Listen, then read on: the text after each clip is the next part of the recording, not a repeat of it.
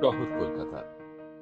East India কোম্পানির ১০০ বছর শাসনের পর ১৮৫৮ সালে ব্রিটিশ শাসন কায়েম হয়। তখন ভারতের রাজধানী কলকাতা। ইংরেজ প্রধান আধিকারিকদের স্বাস্থ্য রক্ষার ভার নিয়ে ব্রিটিশ চিকিৎসকেরা ইন্ডিয়ান মেডিকেল সার্ভিসে যোগদান করেন। তাদের মধ্যে কয়েকজন চিকিৎসক গবেষণার কাজ করেন, গবেষণাপত্র প্রকাশও করেন।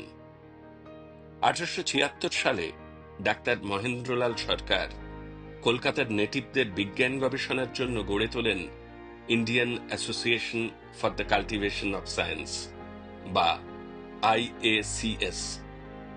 সিভি রমন এখানেই গবেষণা করে নোবেল পুরস্কার পান।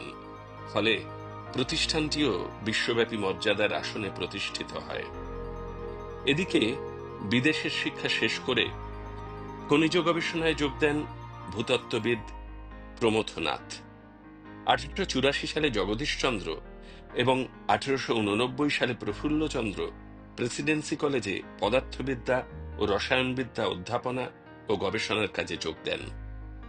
এদের শিক্ষার আলোকে গড়ে উঠল একদল মেধাবী বিজ্ঞানের ছাত্র ও গবেষক।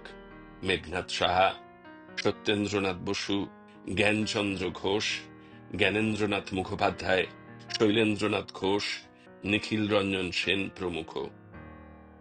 পরবর্তীকালে বিংশ শতাব্দীর দ্বিতীয় দশকে কলকাতা বিশ্ববিদ্যালয়ের উপাচার্য স্যার আশুতোষ মুখোপাধ্যায় রাজাবাজার ও বালিগঞ্জ বিজ্ঞান কলেজকে ঘিরে বিজ্ঞানের উচ্চশিক্ষা ও গবেষণার পরিকাঠামো তৈরির আন্তরিক উদ্যোগ নেন।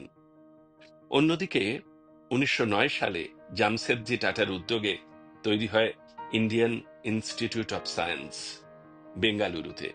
স্বাধীনতার পর এ বিষয়ে প্রথম প্রধানমন্ত্রী জওহরলাল নেহেরুর উদ্যোগ স্মরণযোগ্য।